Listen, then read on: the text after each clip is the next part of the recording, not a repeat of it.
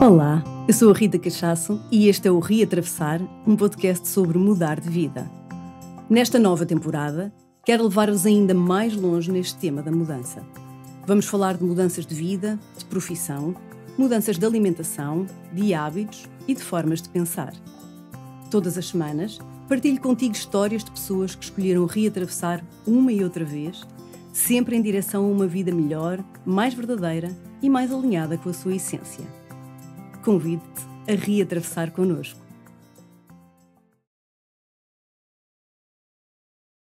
Este episódio tem o patrocínio de Mãe Body Care. Olá, sejam muito bem-vindas e muito bem-vindos a mais um episódio do nosso Reatravessar. O episódio de hoje é patrocinado pela marca Mãe Body Care.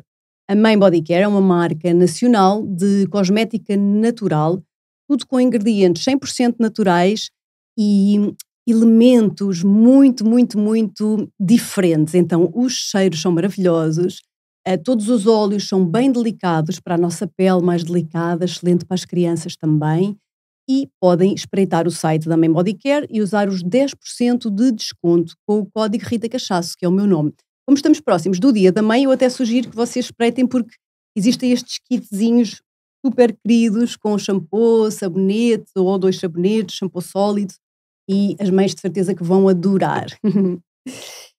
Então, por falar em mães, em maternidade e em todo este tema, nem de propósito, a minha convidada de hoje vem-nos trazer aqui alguns temas bem interessantes que ainda não tinham surgido aqui no nosso Reatravessar, o nosso podcast. São precisamente os temas da maternidade, da gravidez, do pós-parto, da amamentação, e isto tudo vai-nos ser trazido aqui na voz da querida Andréia Guerreiro. Muito bem-vinda. Obrigada, Rita, obrigada pelo convite. Muito bom por estares aqui, estou muito contente por estares aqui, por trazer estes temas ao podcast. São bem importantes de ser falados, que ainda não tinham estado cá, e também por me trazeres a tua história, que é bem inspiradora e que tenho a certeza que vai inspirar assim muita gente. Então vamos começar por saber um bocadinho mais de ti. Tu estudaste Direito, não é? Portanto, foste para Direito, era mesmo aquilo que tu querias fazer, e depois acabaste a fazer a tua primeira fase no Direito. Estavas bastante bem, queres-nos contar um pouquinho como é que isso tudo começou? Sim, eu diria até que começa um bocadinho antes, ou seja, quando eu concluo o meu ensino secundário, na verdade eu não tinha nenhuma vocação em particular, eu até tinha uma ambição de estudar gestão, e entretanto percebo no final do ensino secundário que eu queria uma área que tivesse mais relacionado com pessoas, com letras, e aí escolho Direito, porque como curso, na verdade toda a gente diz que dá para muitas coisas, não é? Ou seja, não me estava já a vincular com uma profissão em particular. Depois, ao longo da licenciatura, percebo então que provavelmente me realizaria através da advocacia. Eu também sou uma pessoa combativa, apaixonada, com um sentido de justiça muito apurado, e comecei a apaixonar-me por essa possibilidade. Entretanto, tenho contacto com o direito fiscal, achei que, como eu tinha um raciocínio matemático fácil, que poderia ser uma área de afirmação pessoal também, e que era uma área também dentro do direito que era bem remunerada. Então decido fazer um mestrado em direito fiscal, até que começo a trabalhar como advogada, ainda na fase de estágio, fazendo o meu estágio de ordem dos advogados, num escritório de advogados, na área de direito fiscal. E estava super bem, não é? Estavas assim com uma boa remuneração? Sim, eu tive em vários processos de recrutamento, ou seja, pude escolher, não foi uma circunstância em que eu só tive a oportunidade de trabalhar para um sítio, ou seja, escolhi a sociedade em que eu queria trabalhar, era bem remunerada, tinha um plano de carreira, ou seja, cada etapa que eu vencesse, a minha remuneração seria atualizada. Por exemplo, quando eu acabasse o meu estágio, eu teria uma determinada atualização, ou seja, havia uma previsibilidade daquilo que seria a minha vida, do ponto de vista financeiro, e até da minha progressão de carreira. Só que não demorou muito tempo, muitos meses, até que eu me sentisse profundamente infeliz naquilo que estava a fazer, em particular o direito fiscal, porque eu gosto muito de comunicar e de estar com pessoas, e acaba por ser um trabalho muito ao computador, muito de base numérica, com operações imateriais, em que o próprio contencioso, ou seja, a relação que temos com os tribunais, com a autoridade tributária e aduaneira, é todo feito por e-mail, por telefonema, há muito pouco contacto com instituições e com o próprio cliente, e eu sentia-me aborrecida, sentia-me desmotivada. Faltava-te a parte humana, talvez? Faltava-me a parte humana, faltava-me a parte da diversificação do dia-a-dia, de não estar numa rotina de trabalho muito rígida. E a questão é que eu comecei mesmo a sentir-me mal, ou seja, eu tinha dias em que saía do trabalho e vinha chorar para o carro. Okay. E o que me fez sentir até muito pouco consistente. Ou seja, agora fiz este percurso todo, fiz uma licenciatura em Direito, fiz a mestrado em Direito Fiscal, sempre fui uma miúda tão atinada. Por exemplo, fui para Erasmus, a meio da minha licenciatura, quando voltei fiz 2 semestres num, para não perder o semestre de Erasmus que Eras mesmo em atraso, responsável. ou seja, sempre muito responsável. E de repente agora não gosto do que estou a fazer, como assim? Se calhar engole esse choro e vai trabalhar. O trabalho se calhar não é para nós gostarmos, é para ganharmos a vida e para pagarmos as nossas despesas. Exato. Foi um confronto forte.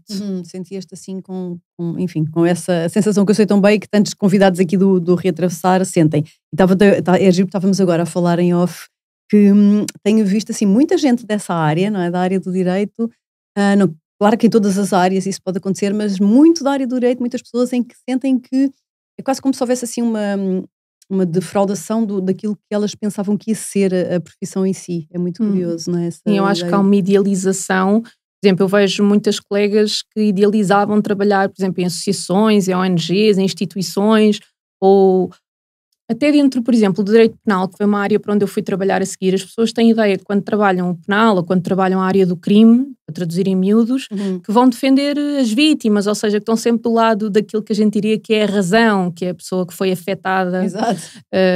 E não é assim, não é? Ou seja, a outra parte também precisa de defesa e também contratará um advogado, então isto depois também mexe muito com aquilo que é os nossos valores pessoais, aquilo que a gente idealizou que seria o nosso papel na sociedade. O contributo, não é? Exato. No contributo, provavelmente quem vai para direito tem essa expectativa de ter um contributo. Portanto, tu depois, o que é que aconteceu? Mantiveste no direito, mas fizeste uma alteração dentro da mesma área para outra parte do direito, foi isso? Sim, ou seja, eu comecei a pouco e pouco a atrever-me a escutar aquilo que eu estava a sentir e a perceber que eu não podia, se eu já estava assim ao final de uns meses, a minha carreira não podia passar por ali, seria profundamente infeliz. Exato. E então começo a perceber o que é que eu podia fazer. Eventualmente eu começo mesmo a questionar se queria ser advogada, mas pensei, eu não posso fazer mudanças bruscas, eu tenho que fazer uma aproximação agora a uma área que eu gosto mais e ir testando a pouco e pouco.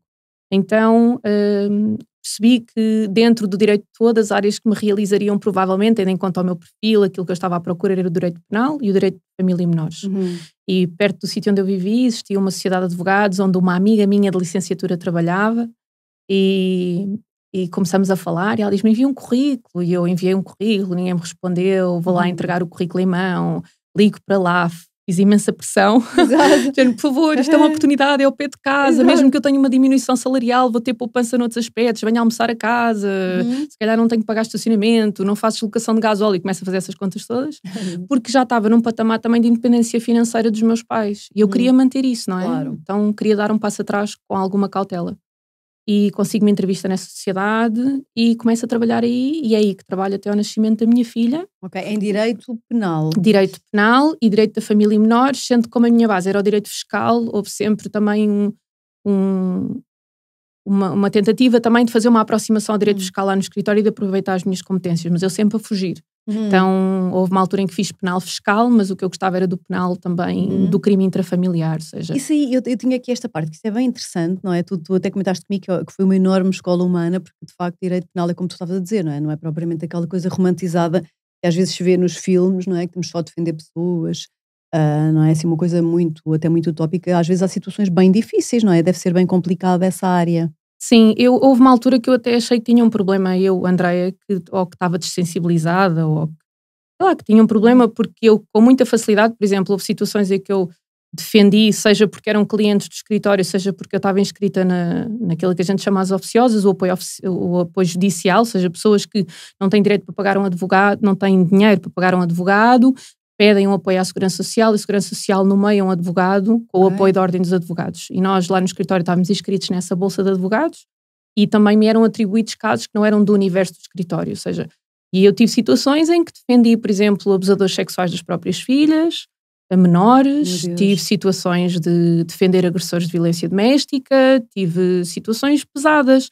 E às vezes eu, quando estava com essas pessoas, fosse ali no escritório, fosse, por exemplo, porque ia vê-los ao estabelecimento prisional onde estavam presos preventivamente, eu, naquele momento, aquilo era uma bolha que se construía entre mim e aquela pessoa, de eu ouvir a história daquela pessoa de facto, ouvi-la e compreender que, mesmo que o comportamento dessa pessoa mereça censura, aquilo é resultado do conjunto de circunstâncias que a levaram até ali. Circunstâncias ela em parte é responsável e em outra parte não é, designadamente, por exemplo, a criação dos pais. Claro. Como é que foi a infância daquela pessoa, quão exposta à violência foi, Claro. como é que a espinha dorsal daquela pessoa foi gerada, não é? Claro. Não dá para ver só como uma coisa isolada, não é? Sim. Tudo tem uma história por trás. E então havia colegas que já na altura diziam, quem podia escolher, que não, fora de questão, eu não defendo determinado tipo de pessoas. Nunca foi uma coisa que eu quisesse para mim, não defender determinado tipo de pessoas. Interessante. É isso, mas pronto, mas sempre com questionamento. Será que há alguma coisa de errado comigo? Calhar uma boa pessoa não se colocaria na posição de defender uma pessoa tão má, mas não. Interessante, porque de facto tudo isso faz parte, não é? E tudo isso é preciso para a sociedade se manter. Então... Sim, eu acho que esse traço da minha personalidade depois é comum agora também quando lido com pessoas em situação de gravidez e pós-parto. Por exemplo, mesmo no pós-parto, agora trabalhando como doula de pós-parto, sei que lá chegaremos, mas trabalhando como doula de pós-parto, por exemplo, há mulheres que não fazem escolhas de cuidar os filhos ou de viver o pós-parto como eu, Andréia Guerreiro, faria. E essa característica, acho eu, de ver o outro por aquilo que ele é, de aceitar a escolha do outro, de me constituir como um veículo para aquilo que é a sua necessidade, mas sem impor a minha visão, é uma coisa que eu já trazia de trás. Então, de repente, não há nada que uma mulher em pós-parto me conte que seja muito grave, né? Grave já me disseram antes.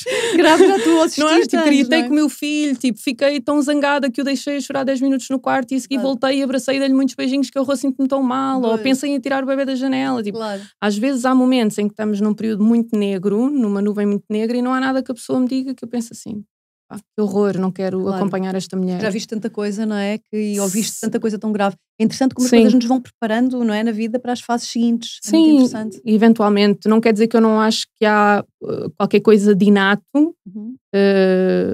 Há uma maior tolerância, uma menor tolerância, acho eu, ao lado negro do outro, digamos assim. Exato. E felizmente tenho essa tolerância. É interessante. Olha, então foi assim a tua primeira gravidez que começou aí a mudar um bocadinho a forma de olhar para aquilo que tu gostarias de fazer, não é? Sim, diria que não tanto a gravidez, porque ainda durante a gravidez o que eu tinha à minha volta eram modelos de mulheres altamente funcionais, no sentido em que tinham filhos e voltavam rapidamente ao trabalho e inscreviam os filhos numa creche, num berçário, e então o meu plano era, sem questionar muito, que após o nascimento da minha eu voltaria ao trabalho daí a 3 meses. Daí a 3 meses, porque isto só para contextualizar, as advogadas fazem descontos para uma caixa de previdência que não é a segurança social. Certo.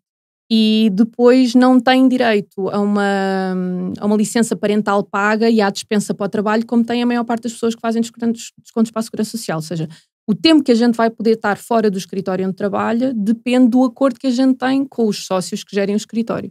E a mim, como foi dito na altura, é que eu teria 3, 4 meses, não sei precisar exatamente agora, eu creio que eram 3 meses e eu ia-lhe colar um mês de férias completo.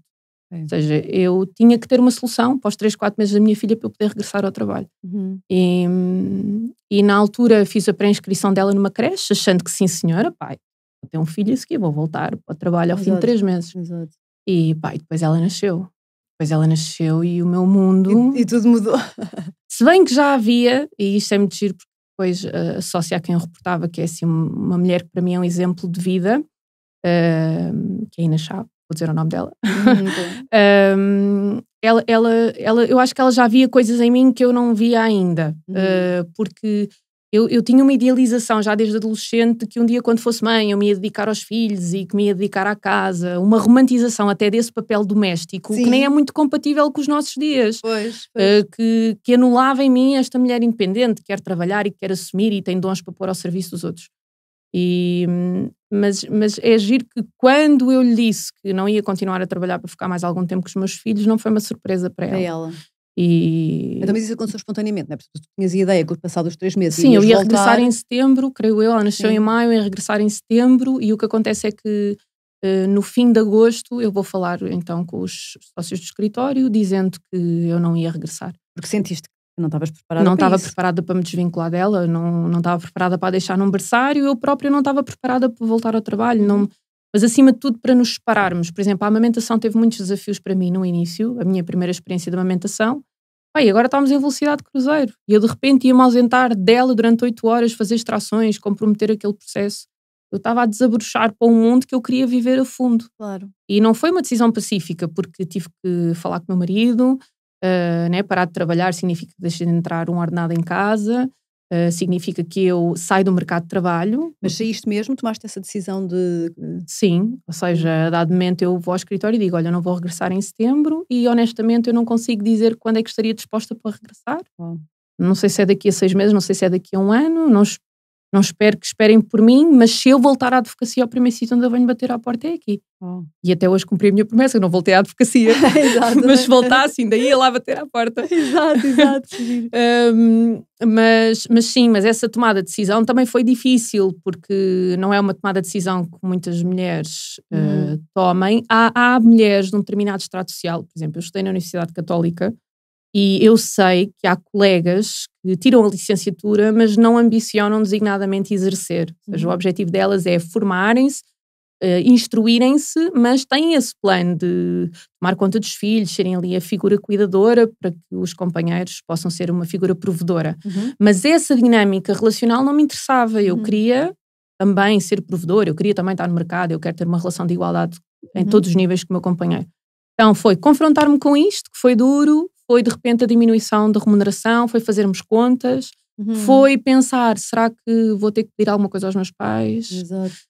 Foi pensar, o mercado, a advocacia é um mercado que está sempre a atualizar-se, as leis estão sempre a mudar, então se eu tiver um ano fora do mercado, 2 anos fora do mercado, o que é que eu vou fazer?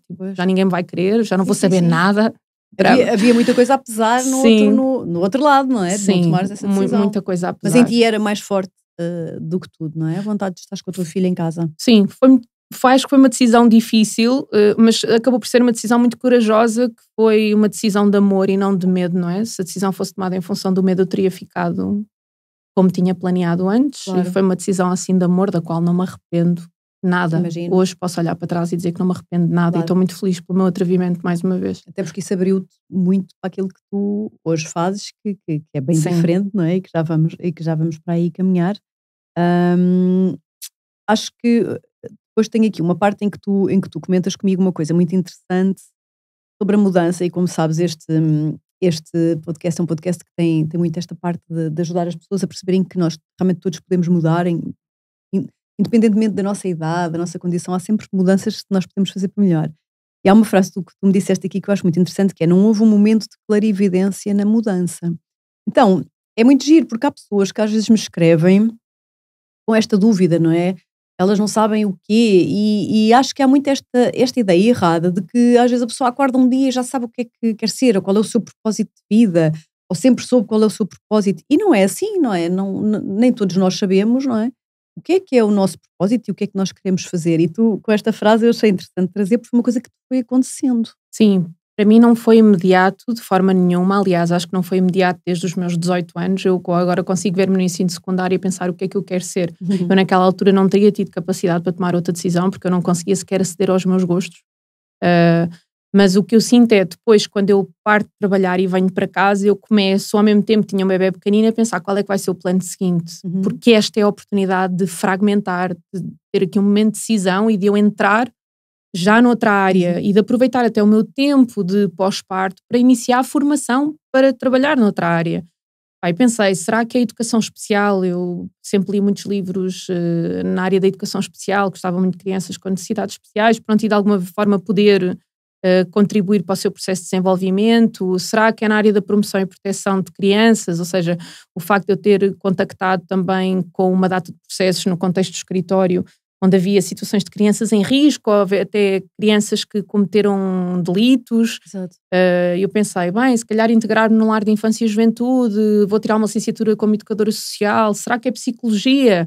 Eu andava aqui a orbitar à volta destas áreas. Realmente não sabias, não é? Eu sabia que era pessoas e os seus problemas, mas eu já vinha de uma área em que havia pessoas e os seus problemas, faltava qualquer coisa, não é? Qual era o elemento diferenciador? E eu olhava para os currículos todos destas licenciaturas e ligava para todo lado e fazia perguntas e sondava e falava com colegas que trabalhavam na área e não vinha, não chegava, a resposta não chegava. Então o que é que eu achei? Bem, vou-me entreter e trazer algum dinheiro para casa.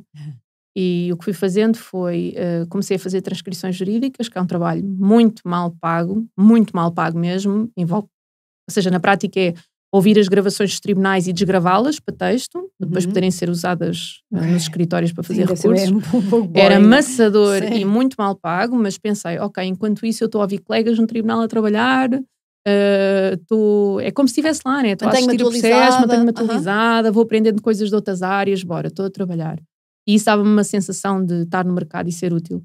Depois trabalhei numa empresa que produz conteúdos web, que é 7 graus, a produzir conteúdos para um site que é o Economias.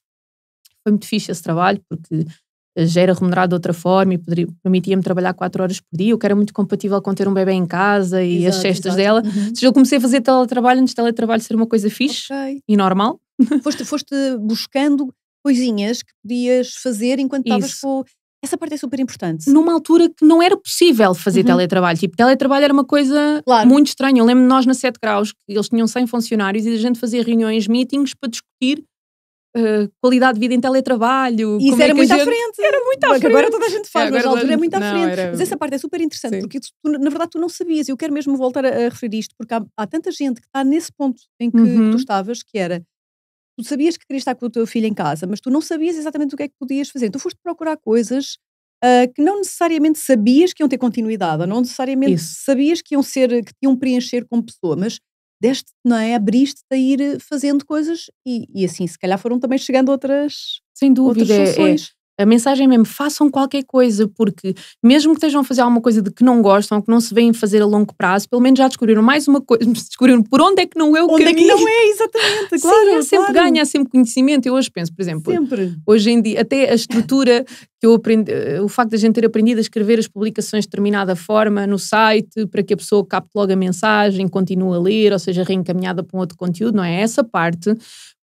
eu inatamente agora integro, por exemplo, na minha página de Instagram. Ou seja, há sempre coisas que ficam, que são úteis. Se revelam úteis mais à frente, não é? Sim. Depois comecei a dar aulas, através do escritório onde eu tinha trabalhado, convidam-me para dar aulas num curso profissional, até hoje dou aulas nessa escola, ou seja, também houve ali uma relação que se manteve de respeito mútuo e de reconhecimento do meu trabalho e pronto, ou seja, também sair dos sítios deixando as portas abertas, ou seja, sair com cordialidade, não é preciso mentir, eu nunca menti. Não é preciso bater a porta e sair zangada, tentar fazer isso, eu concordo 100% contigo. Olha, como é que surge isto que tu fazes hoje? Quando é que surge? Assim e como? Quando é que surge? Então, eu tenho uma primeira experiência de parto, que é um parto que eu não considero que tenha sido traumático para mim, mas que é um parto que eu hoje sei que decorreu de uma forma que não tinha que ser conduzido daquela forma. Ou seja, eu tive uma indução sem motivo clínico às 39 semanas. Hoje sei que é sem motivo clínico. Na altura disseram-me que era porque o bebê era muito grande e não havia necessidade de progredir com a gravidez. Depois eu entro para fazer a indução e há uma data de procedimentos que são feitos que não era preciso terem sido assim, ou que pelo menos me tinham que ser comunicados com quais as vantagens, quais os riscos, quais são as alternativas, o que é que acontece se a gente não fizer nada. Eu tenho esse direito legal, quando digo direito é mesmo legal, não é uma coisa inventada da nossa cabeça, existe uma lei que nos protege, que nos dá o direito à informação e ao consentimento, ou seja, nós temos que ser esclarecidos e depois dizer que sim, concordo, não concordo. E isto mesmo que nós não tenhamos o conhecimento técnico da outra pessoa que nos está a assistir. A maior parte das vezes não temos, não é? Não temos, mas se me colocarem as coisas de uma forma transparente, disserem estas são as vantagens, estas são as desvantagens, mesmo que a pessoa não tomasse a decisão que eu vou tomar, ela tem que aceitar a decisão. Certo. Pronto. E então na altura não houve esta participação, não houve esta intencionalidade no meu momento do parto. E eu fiquei sempre com a sensação de que não pode ser assim, porque se isto fosse assim a gente já estava extintos como espécie. Não é possível que eu tenha que me induzam ao parto, que me cortem a minha vulva, que me tirem um bebê com uma ventosa, que me rebentem as bolsas. Se isto for assim... Só porque o bebê é grande, claro, porque senão onde é que como espécie nós estaríamos? Sim, tens toda a razão. Pronto. E então começa uma fase de questionamento, ainda um questionamento só interno de... Isto não me parece bem, onde é que eu vou arranjar informação sobre para perceber se isto é ok ou não, ou se há outra forma de ser. E depois começo a estar exposta a fotografias e a vídeos de parto. E quando é a minha segunda gravidez, eu de alguma forma já me tinha confrontado com o conceito de doula e eu escolho ser acompanhada por uma doula. Ok. Vamos fazer aqui um pequeno parênteses, porque podem haver aqui ouvintes que não saibam exatamente o que é uma doula. Podes-nos explicar? Sim, assim, uma doula é alguém que acompanha uma mulher ou um casal, uma família, nos seus processos de gravidez, parto e pós-parto, trazendo para essa família informação baseada em evidência científica, sempre que exista, e apoio emocional. Ou Ou seja, na prática há um trabalho que em parte é de literacia da saúde, ou seja, a família poder perceber como é que funciona o corpo da mulher, quais são as principais intervenções em trabalho de parto, métodos não farmacológicos de alívio de dor, o que é que vai acontecer, qual é o comportamento, como é que se desenrolam as coisas, e se isto acontecer, e se aquilo acontecer, não é? E ao mesmo tempo também um bocadinho a preparação do que vai ser o pós-parto. Pronto, há muitos temas que podem ser discutidos nas sessões, mas vão-se fazendo sessões com o casal. Depois há doulas que trabalham mais online, outras mais presencial, há doulas que trabalham mais em grupo, outras mais diretamente com o casal. Mas é uma profissão que não substitui os profissionais de saúde, ou seja, a pessoa faz a sua vigilância da gravidez e é assistida no parto por profissionais de saúde. Isto é uma pessoa que está ao lado como acompanhante, seja durante aquela travessia que é a gravidez, seja depois mesmo no evento do parto, também poderá estar presente no evento do parto. E pronto. E, portanto, tu na segunda gravidez escolheste ter durante a gravidez ter uma doula, sim. Para mim e para o meu marido, para poder ter alguém que ressignificasse esta minha experiência anterior de parto e que me pudesse elucidar se de facto as coisas são assim, se há outros caminhos. Pronto, e começa a percorrer um caminho que é um caminho sem retorno. Sim, e totalmente, e como tinhas termo de comparação, imagino que totalmente diferente da primeira gravidez, onde não sabias praticamente. Sim, não sabia nada porque eu achava que não havia nada para saber. Acho que é um pouco como todas nós, tipo, não há nada para saber. O que neste momento acho estranho até ter estado naquele lugar, sendo solidária com todas as mulheres que já tiveram, que é, para tudo na vida a gente se prepara. Como é que para passar por um processo de nascimento de um filho, o processo não há, quer dizer, eu não posso dizer que não há nenhum tipo de preparação. Eu fiz o curso de preparação do hospital onde eu pari, mas que é um curso que já está muito direcionado para branquear algumas coisas que depois são realizadas em contexto hospitalar. Pronto, é próprio, não é? Sim. Não vamos dar um curso que é 100% transparente ou 100% isento ou que vos dá a escolher se o já objetivo... está um bocadinho condicionado para aquilo que é... Sim, claro. Sim, isso é um facto, não é? Isso é um facto. E eu vejo agora, através dos casais que eu acompanho também, que os cursos que fazem muitas vezes em instituições até públicas de saúde, seja públicas ou privadas, são um bocadinho isso. É para preparar a mulher para as intervenções a que vai ser sujeita. Tipo, aqui no hospital todas as mulheres levam epidural, aqui no hospital todas as mulheres levam ocitocina, aqui no hospital... Sim. É nesse sentido. Sim, uau. Pronto, então isso até me faz uma confusão, mas sim. Enfim. Então depois tu foste acompanhada e o teu segundo filho é um rapaz. Sim. Já nasceu de uma forma totalmente diferente, não é? Portanto, aí, sim. Eu tive aqui quer dizer, o Nico nasce em junho de 2020, nós em março de 2020 temos o confinamento por causa do Covid e nessa altura começam a surgir histórias na televisão de mães e bebés separados, porque havia mães positivas que iam ter os bebés ao hospital e eram separadas dos seus bebés durante uma semana, 15 dias, desperdício de leite materno, ausência de acompanhante e então... Ao mesmo tempo que eu estou a fazer uma caminhada de ressignificação do meu parto anterior, de perceber o que é que eu queria, vejo isto a acontecer. Eu já tinha como plano em cima da mesa um parto domiciliar para um terceiro filho, ou seja, um parto a decorrer em casa, assistido por profissionais de saúde que vêm assistir o parto em casa, e esse plano passa a ser o plano A para aquela logo segunda gravidez. Então assim faço, fazemos uma alteração de plano, continuo a fazer o meu acompanhamento em obstetrícia com um médico obstetra, com uma médica obstetra, e começo a fazer a minha vigilância também com a enfermeira parteira que viria a assistir o meu parto quando fosse o momento de entrar em trabalho de parto. Pronto, e tive um parto domiciliar, que foi uma experiência arrebatadora, transformadora, super positiva. Estou ansiosa por repetir. Sim. Naquelas ou noutras circunstâncias, obviamente, cada parto é um parto. Mas pronto, que veio consolidar aquilo que já estava a desabrochar dentro de mim. Eu gostaria de fazer um trabalho naquela área. Aliás, eu, depois da minha primeira experiência de amamentação, eu já tinha, com a minha ainda, eu já tinha vontade de alguma forma de fazer formação em amamentação e de poder colocar-me ao serviço de outras mulheres. E depois entrar aqui a matéria do parto também. E eu senti um poder tão grande depois do meu segundo parto, uma energia criadora. Sim, uma energia criadora também, o meu lado feminino a fluir com muita força, sair também de um lugar um bocadinho de subserviência, dizer que sim a tudo, de fazer o que os outros esperam de mim em vez daquilo que eu de facto quero fazer. Pronto, e começa um processo de formação e de consumo de recursos e ler e tudo. Tu começaste a estudar para ser doula, no fundo, para seres doula também. Sim, para ser doula e para ser consultora de lactação, a pouco e pouco, fazendo formação, e pronto, e é um processo que nunca acaba, esse processo de formação nunca acaba.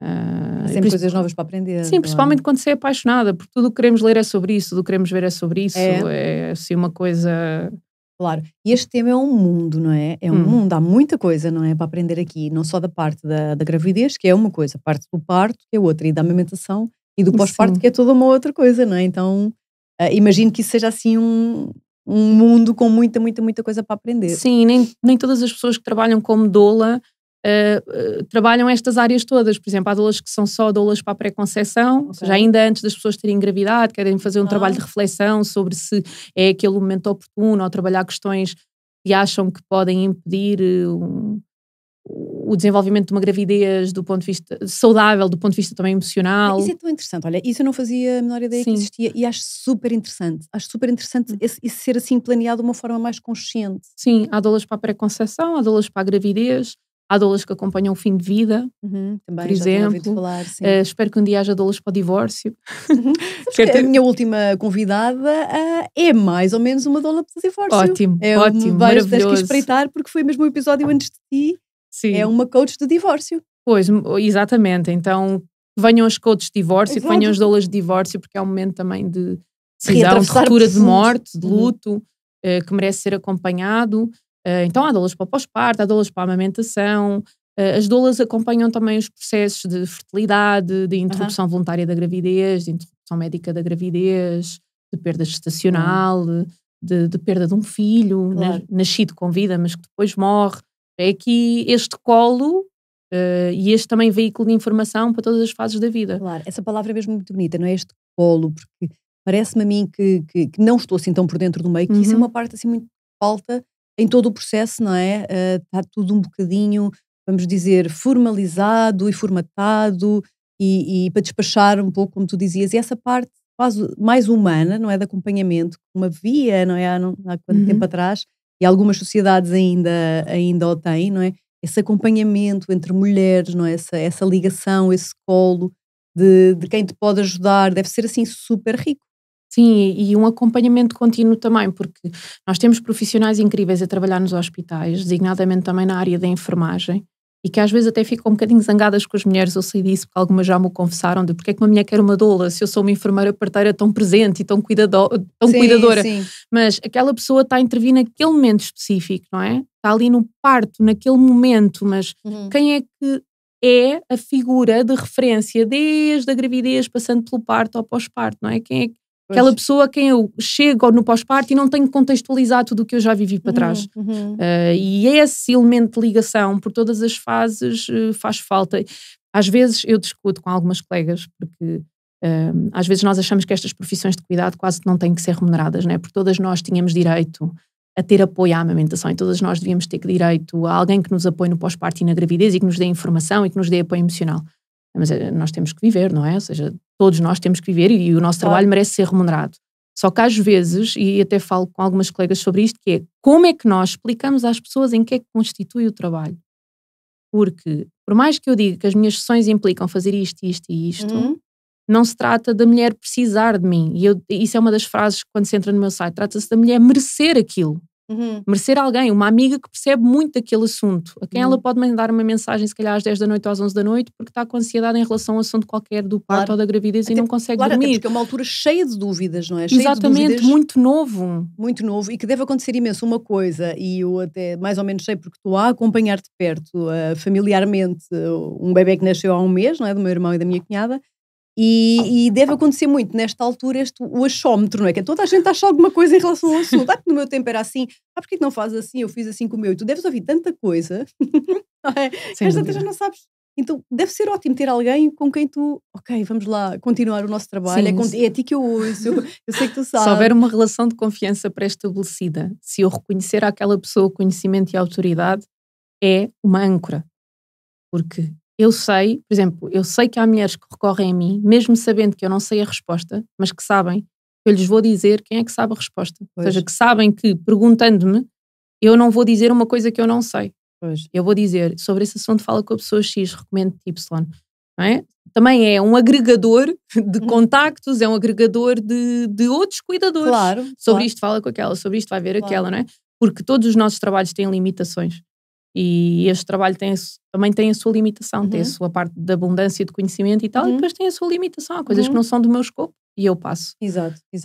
Olha, vamos falar disto do parto em casa, porque há muitas pessoas que são muito a favor, hoje em dia já se ouve mais, há outras pessoas que acham que isto nem pensar, que é uma grande inconsequência. Bem, há de tudo. Eu honestamente não faço mesmo uma ideia, não é? Então fala-nos disso assim da forma mais objetiva que tu consigas. Está bem. Então, o parto domiciliar é uma opção, que não é uma opção ilegal, porque a partir da primeira coisa que muitas pessoas acham é que é ilegal ter um parto domiciliar, que é uma forma de parto clandestino. Desta semana eu fazia uma apresentação numa universidade e houve uma jovem que disse: o parto domiciliar é um parto clandestino. E eu esclareci: não, eu sei que isso foi uma expressão usada numa entrevista há pouco tempo no telejornal, mas o parto em casa é legal, ou seja, é uma opção que está ao alcance das famílias e é um parto que pode ter várias nuances, digamos assim. Existe o parto domiciliar que é assistido e planeado para acontecer em casa, ou seja, eu sei que quero parir em casa e vou contratar uma equipa de enfermeiras especialistas em saúde materna e obstétrica para virem assistir o meu parto quando eu entrar em trabalho de parto. E isso é uma contratação a título privado, não existe integrado no SNS. Pronto, isso é uma coisa. Outra coisa é, eu estava em casa, o meu plano até era ir para o hospital e de repente as coisas precipitaram-se e o meu bebê nasceu em casa e agora temos que ligar ao INEM para vir cá. Como houve há uns tempos um bebê que nasceu na Costa da Caparica, como há bebés que nascem nas ambulâncias a caminho dos hospitais, isso é um estilo diferente de parto em casa, não é? Esse parto em casa não foi pensado para acontecer em casa, ok? Não foi planeado para acontecer em casa. Então, quando nós misturamos estas realidades todas, geram-se muitos equívocos. Também existe outra coisa que é, a mulher entra em trabalho de parto e nós sabemos que uma mulher quando entra em trabalho de parto não tem que ir a correr para o hospital e aliás nem é protetor para ela que vá correr para o hospital. Uma mulher que está numa fase muito inicial de trabalho de parto pode durar 12, 18, 24, 48 horas e ser uma situação absolutamente normal. Se eu à primeira contração vou para o hospital, eu tenho ainda uma maratona pela frente, muitas horas de trabalho de parto e estar ali... O hospital é que não é propriamente a coisa mais agradável. Que não tem condições ambientais protetoras, que tem muitas pessoas a entrar no meu espaço, a interromper-me, a tocar-me. Então, as pessoas devem resguardar-se durante algum tempo, na fase inicial de trabalho de parto, naquilo que é a sua casa e depois a dado momento, que isso conversam com a sua doula, com o profissional de saúde assistente, qual é que é o momento, devem dirigir-se então ao hospital. Há pessoas que neste intervalo de tempo, entre estarem a aguardar em casa, antes de irem para o hospital, que o trabalho de parto se precipita e que os partos, por exemplo, acontecem a caminho do hospital ou já à porta do hospital ainda dentro do carro. Então é preciso separar estas realidades todas. Se nós olharmos para o parto domiciliar como o parto planeado e assistido no domicílio é uma coisa, todas as outras situações são outras. Certo. Às vezes a comunicação é muito equívoca e diz, pariu em casa. Não pariu em casa, não planeou parir em casa. Aliás, até do ponto de vista estatístico, se a gente for ver, por exemplo, o Pordata, o que existe de estatísticas, diz parto hospitalar e parto fora do hospital. Ou seja, o parto domiciliar é o parto fora do hospital. Uma pessoa em condição de sem-abrigo que tenha o seu bebê na rua está enquadrada dentro das estatísticas do parto domiciliar. Ou seja, exato, nós não conseguimos saber quantos destes partos são partos domiciliares. Exato. E já existem muitas formas diferentes de fazer o parto. Vê-se muito parto dentro d'água. Há muita coisa já assim. Sim. Ou seja, de um modo geral, as pessoas já estão mais abertas a estas coisas agora? É assim, eu vivo numa bolha. Eu vivo numa bolha de pessoas que querem opções. Certo. E que não querem que lhes digam o que fazer. Querem conhecer as suas opções e fazer escolhas. Tudo isso não são necessariamente tipos de parto, não é? Existem duas vias de parto. Ou um bebê nasce pelo canal vaginal ou um bebê nasce por via de cesariana. A cesariana é uma cirurgia major. Para se fazer uma cesariana devia de existir um motivo clínico ou então ela é desejada pela mãe por algum motivo e deve ser elucidada dos riscos acrescidos da cesariana comparativamente a ter um parto vaginal. E há um branqueamento um pouco do que é a cesariana hoje em dia, porque é executada de uma forma tão rápida e tão... aparentemente simples, que por exemplo eu acho que poucas mulheres são elucidadas antes de optar por uma cesariana de quais são os riscos acrescidos que têm por fazer uma cesariana. Há muita gente a optar voluntariamente pela cesariana? Não há muita gente a optar voluntariamente. Aliás, mais uma vez, eu estou dentro de uma bolha, as pessoas que me procuram raramente é porque querem uma cesariana eletiva.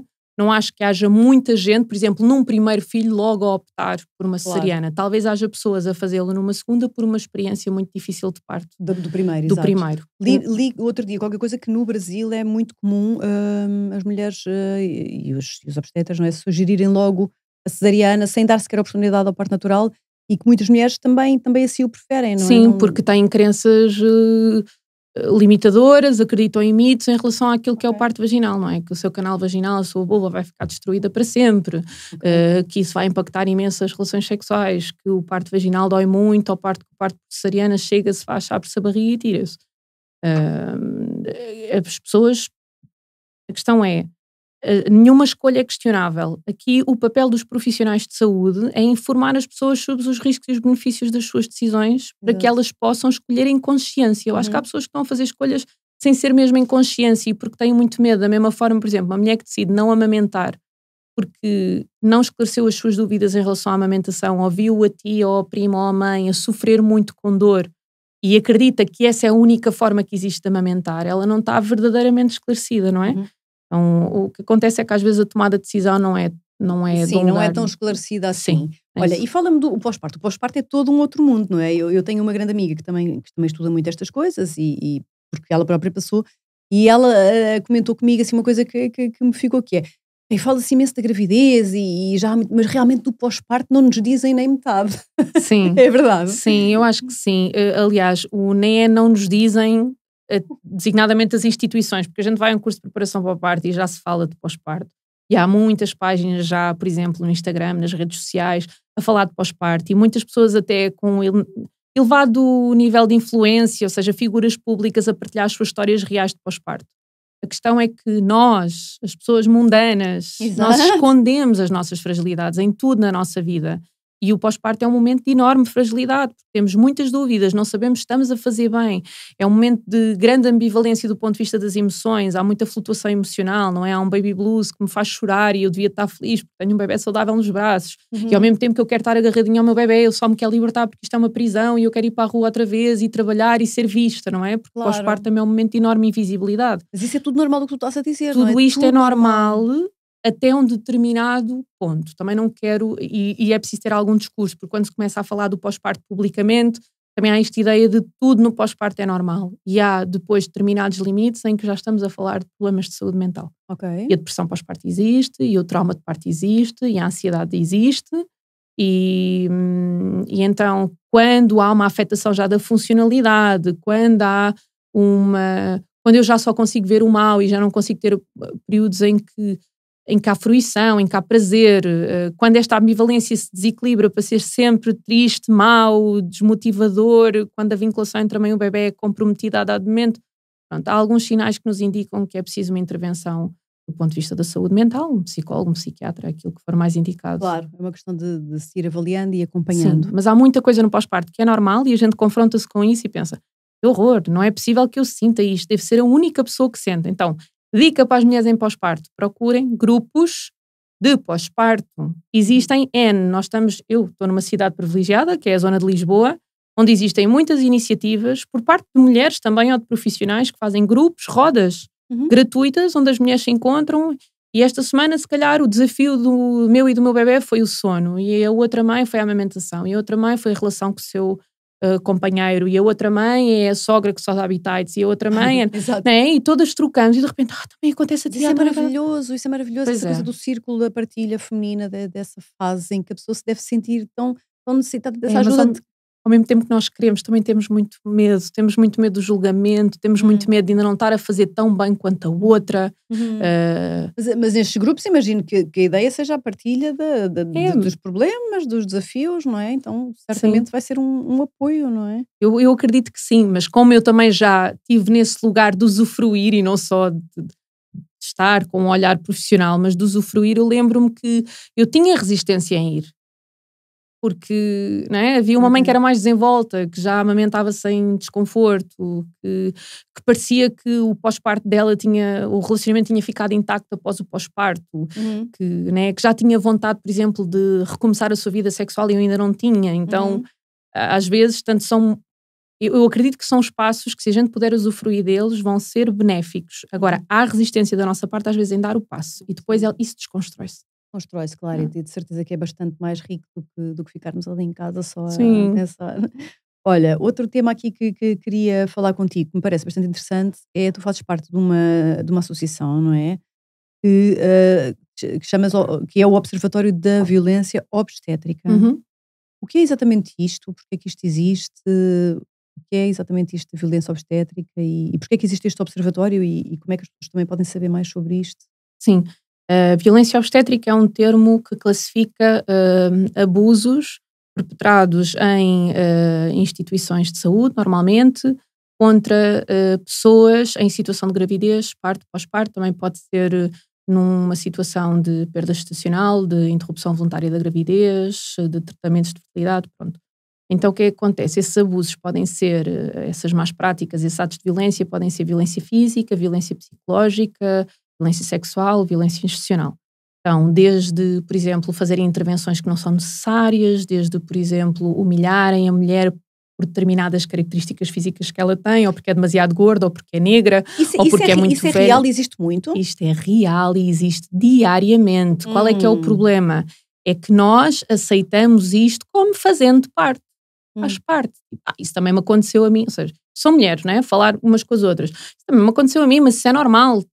Não é normal. Não é normal da mesma forma que a violência doméstica era normal para as nossas avós e para nós não é normal nem admissível. Sim. Nós estamos agora, como coletivo, a ganhar consciência de que isto está institucionalizado, que é uma forma de violência de género também, porque incide sobre as mulheres, que são, na sua maioria, quem tem útero. Então, estamos agora, como coletivo, a ganhar consciência, mas depois isto aciona processos de zango entre as mulheres, que é, não me venhas tu dizer a mim que aquilo que eu passei é violência, porque eu não a percepcionei como sendo violência. Então, a violência obstétrica não depende da percepção. Como tudo o resto, como todas as outras formas de violência, são atos objetivos, são catalogados como sendo violência. E da mesma forma que eu tenho uma amiga que pode estar num processo em que um namorado é controlador, é ciumento, lhe vê as mensagens do telefone e dizer, olha, isso é violência no namoro, e ela dizer-me, não, mas eu acho que isto é muito romântico e que... É amor. E é amor. Sim. Pronto, então, cada um pode ter a percepção que quiser sobre os atos de violência obstétrica, mas efetivamente são violência obstétrica. Isto não é um ato, isto não é um termo cunhado em Portugal. Bem, por exemplo, existem países ao longo do mundo que já têm legislação sobre violência obstétrica. Existe? Ok. Nós não temos legislação sobre violência obstétrica, mas a gente tem uma lei, que é a Lei 110/2019, que vai alterar a 15/2014, que é uma lei que tem um elenco de direitos que protegem as mulheres em situação de gravidez, parto e pós-parto. E diz, por exemplo, que nós temos direito a tratamento de acordo com as recomendações da Organização Mundial de Saúde, para uma experiência de parto positiva, que são de fevereiro de 2018, as mais atualizadas. Diz que temos direito ao consentimento informado, recusa informada, à mínima interferência, a uma assistência contínua, ao apoio à amamentação. Tem uma lista lá. E esta lei, ela é morta. Temos direito a fazer um plano de parto, sendo que uma mulher, se entrar num hospital com um plano de parto, é ridicularizada, é criticada, mas é um pouco como esta ideia de que, mas quem pilota o avião sou eu, como é que a senhora me está a dizer o que fazer? Não é? E a questão é que isto são direitos de base legal que estão a ser sucessivamente incumpridos e que ninguém quer saber, ou seja, há uma conivência do sistema e há uma sensação de impunidade. Pois. Pronto, então, o que é que aconteceu?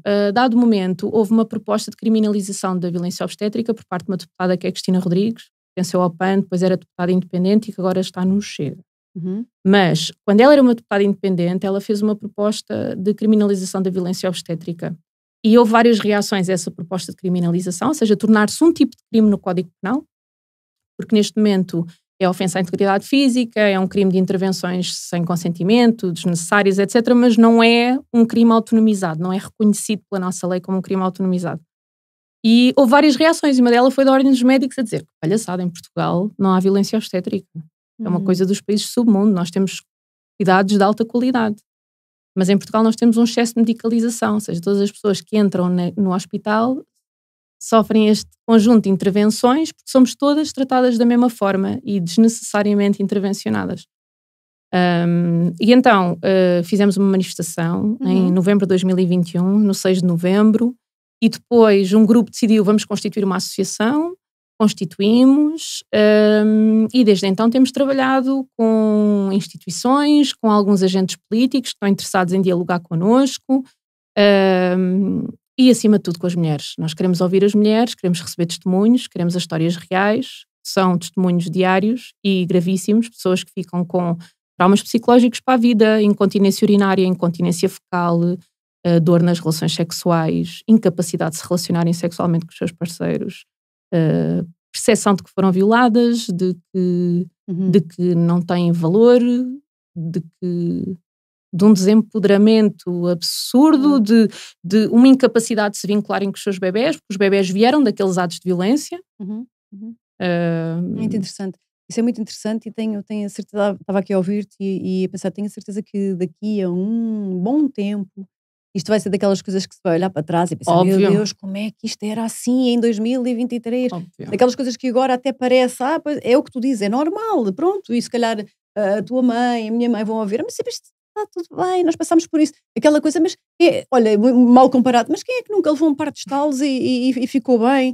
Não é? Esse género de coisa que é normal, mas que depois com o avançar do mundo, da sociedade, não é? Da própria humanidade, se vai percebendo que não, é normal, mas deixa marcas, deixa traumas. Sim, é? às vezes nós somos as nossas maiores inimigas, porque nós queremos tanto preservar a ideia que temos do nosso parto, foi uma experiência positiva, etc., que também temos muita resistência em olhar para trás. Por exemplo, até eu que não tive um parto traumático, eu hoje sei que houve muitos atos de violência obstétrica, porque há atos que são evidentes, amarrar os braços, bater nos membros das pessoas, tipo bater nos braços ou bater nas pernas, chamar nomes, pronto, há atos que são óbvios e há outros atos que não são tão óbvios. Por exemplo, fazer uma intervenção no meu corpo sem o meu consentimento, por exemplo, pôr alguma coisa no soro que ninguém me diz que está a pôr, fazerem-me um corte na minha vulva sem me dizerem que vão fazer, tudo isso também é uma forma de violência, mesmo que eu não a percepcione. Então é muito duro, porque isso implica a gente estar a ressignificar as nossas histórias. Então até nós, entre nós, vamos reagir.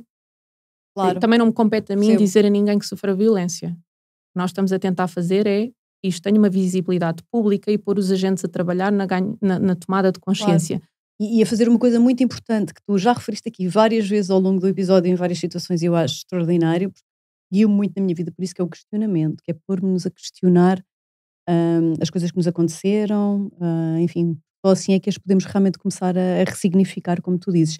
E essa questão da violência também se estende, pelo que sei, à própria ginecologia, sem ser, não é, no caso da gravidez ou do parto ou do acompanhamento, mas à ginecologia de um modo mais regular, não é, de consulta, porque outro dia também li sobre isso e é um tema também que não se fala, não é? Sem dúvida. Então há aqui muito muito para falar, olha, muita coisa, estou a gostar imenso deste episódio, já passou quase uma hora, é incrível, estes temas têm aqui muita coisa.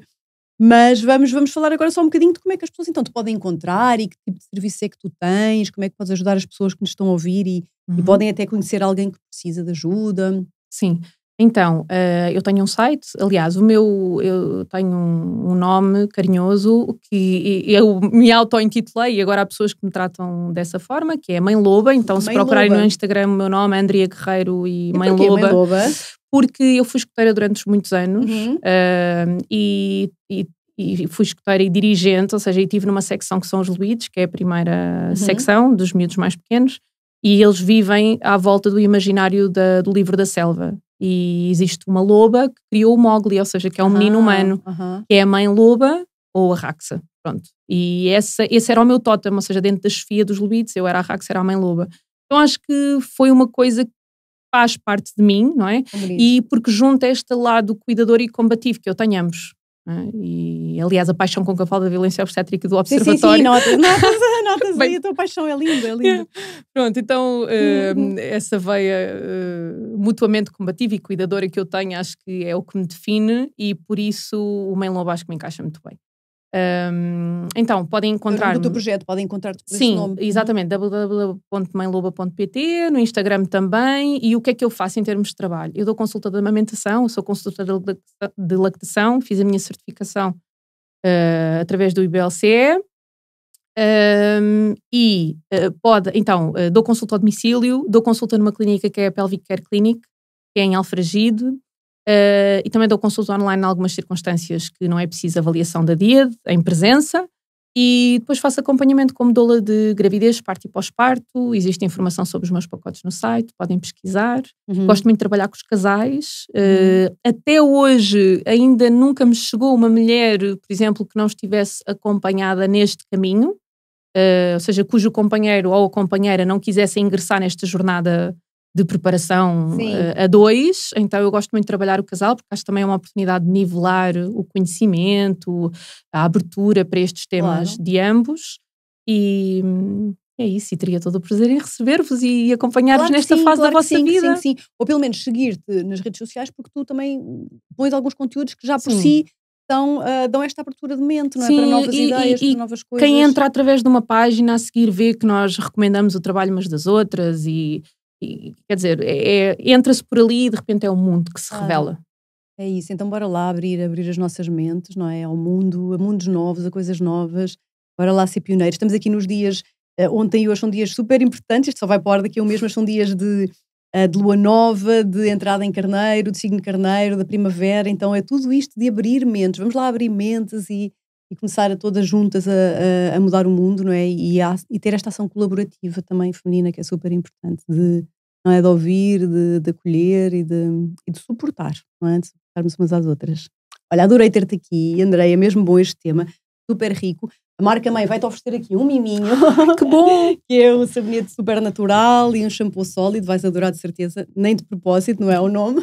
Muito obrigada. Obrigada por cima é o mês do estares... meu aniversário também, março, estás a por ver? isso. Perfeito. Então, olha, minha querida, muito obrigada por tudo o que trouxeste. Foi muito ter-te aqui. Obrigada, Rita, foi um prazer. Obrigada a todos por terem estado aí mais uma vez desse lado, a ouvir aqui mais esta história de mudança, mais este reatravessar, que tanta coisa nos traz para abrir aqui a nossa mente a um mundo melhor.